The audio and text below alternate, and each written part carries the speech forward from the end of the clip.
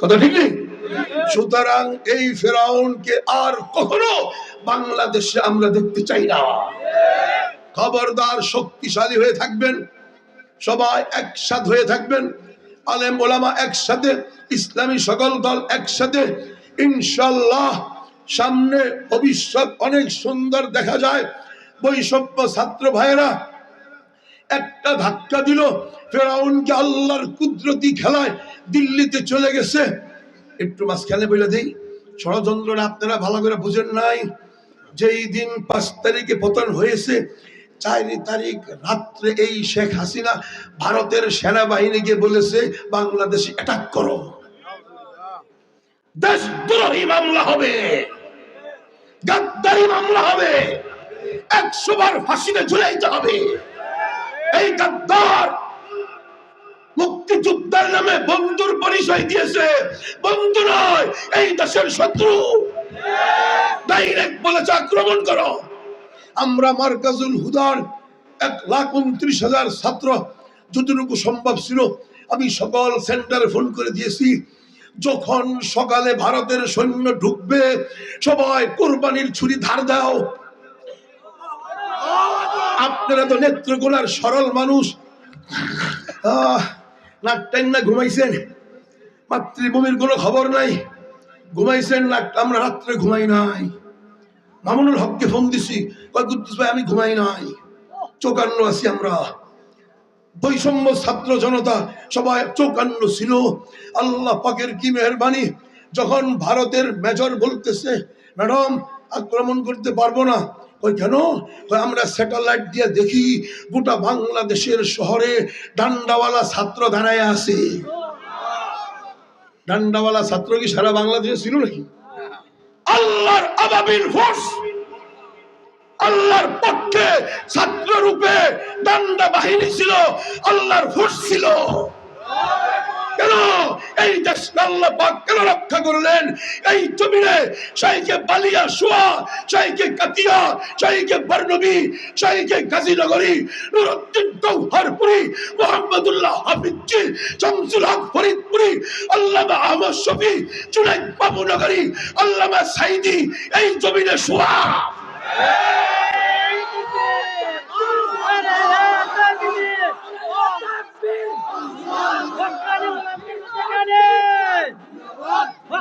তিনি ইসলাম, তিনি ইসলাম। শাহজালালের তলোয়ার, শাহপরানের তলোয়ার, শামসুল হক ফরিদপুরের তলোয়ার, আহমদ শফির তলোয়ার। আল্লাহ পাক কুদরতি হাতে এই জমিনকে রক্ষা করেছে। ছাত্র কোথায় ছিল? ছাত্র তো শুধু ঢাকা শহরে ছিল।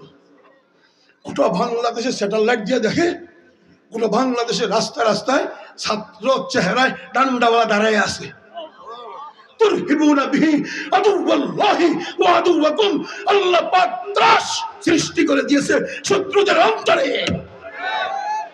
পারে নাই, সাহস করে নাই। সুতরাং এই মাতৃভূমির জন্য যদি যুদ্ধ আরেকবার করতে হয়, প্রস্তুত থাকবেন তো ইনশাআল্লাহ।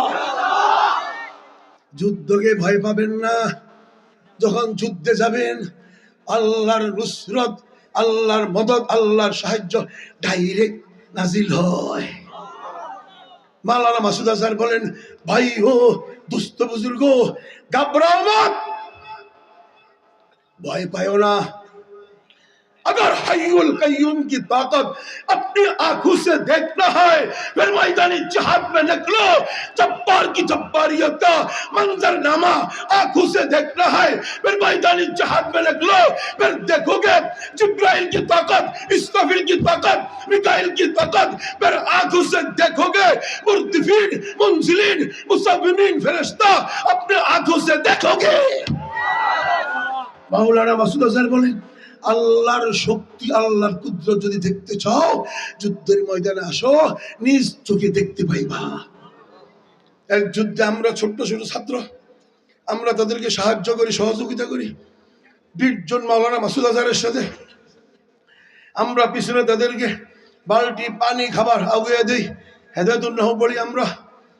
20 জন সামনে গেছে, 500 ফ্রান্সের রাশিয়ার সৈন্য ট্যাঙ্ক সহ আক্রমণ করতেছে। 20 জন মুজাহিদ, সৈন্য 500। ওই সৈন্যরা দূরবীন দিয়ে এই 20 জনকে দেখার সাথে সাথে ফার্স্ট টাইম যে ভেরাস টান দিল, এক বেরাসে 20 জনের 18 জন শেষ, শহীদ হয়ে গেছে। মাওলানা মাসুদ আজহার জানে বেঁচে গেলেন, আরেকজন আল্লাহ পাক রক্ষা করছে। উনারা পিছনে এসে আমাদেরকে বলতেছে, ভাই আমাদের 20 জনের মধ্যে 18 জন শহীদ হয়ে গেছে, তোমরা সহ চলো লাশ উঠে নিয়ে আসি।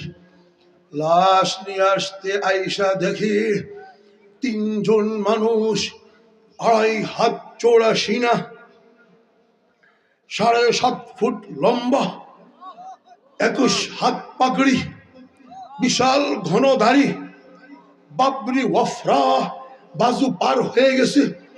এইভাবে 160 কেজি মেশিন গান, যেই মেশিন গান 3.5 কেজি হাতে নিয়ে ফায়ার করে, আর তারা 160 কেজিওয়ালা মেশিন গান, যেই মেশিন গান 3 পায়ার উপরে দাঁড়ায় আর এইভাবে ঘুরে ঘুরে ফায়ার করে, সেই মেশিন গান হাতে নিয়ে স্টার্ট ফায়ার করতেছে সামনের দিকে। মাসুদ আজহার কয়, কে কে আসলো সাহায্য করার জন্য? পিছনে খবর পৌঁছাইতে গেছে, আইসা দেখে মেশিন গানের জায়গায় মেশিন গান, কোনো মানুষ নাই। আমির সাহেব বলতেছেন, জানো না এরা ছিল জিব্রাইল, ইসরাফিল, মিকাইল। লাকাদ নাসারাকুমুল্লাহু ফি মাওয়াতিন কাসীরাতিন ওয়া ইয়াওমা হুনাইন। বদরে হুনাইনে ডাইরেক্ট ফেরেশতারা সাহায্য করেছে। আরো কত জায়গায় আল্লাহ পাক সাহায্য করেছেন দিন কায়েমের জন্য, ইসলামের জন্য। শত্রুদের বিরুদ্ধে যখন ঝাঁপাইয়া পড়বা, সেই জিব্রাইল, ইসরাফিল, মিকাইল কি মারা গেছে নাকি? না হায়াত শেষ? আসেনি এখনো? আসবে কি আসবে না? নরেন্দ্র মোদীর সাথে যুদ্ধে ঝাঁপাইয়া পড়বেন, ফেরেশতা আসবে কি আসবে না? 100% বদরে আসছে, হিন্দুস্তানের যুদ্ধেও আসবে ইনশাআল্লাহ। আরো জোরে বলুন ইনশাআল্লাহ, আরো জোরে বলতে হবে ইনশাআল্লাহ। ভয় পাবেন না তো ইনশাআল্লাহ। বাহ্যিক অস্ত্র শস্ত্র কোনো বেশি একটা কাজে আসে না, শুধু হুমকি আর ধুমকি। আল্লাহর নাম নিয়ে যখন তাকবীর দেওয়া হয়, দেখবেন স্পষ্ট। আব্দুর রহমান ফারুকি যশোরের ছিল, উনি 11 জনকে নিয়ে পাহাড়ে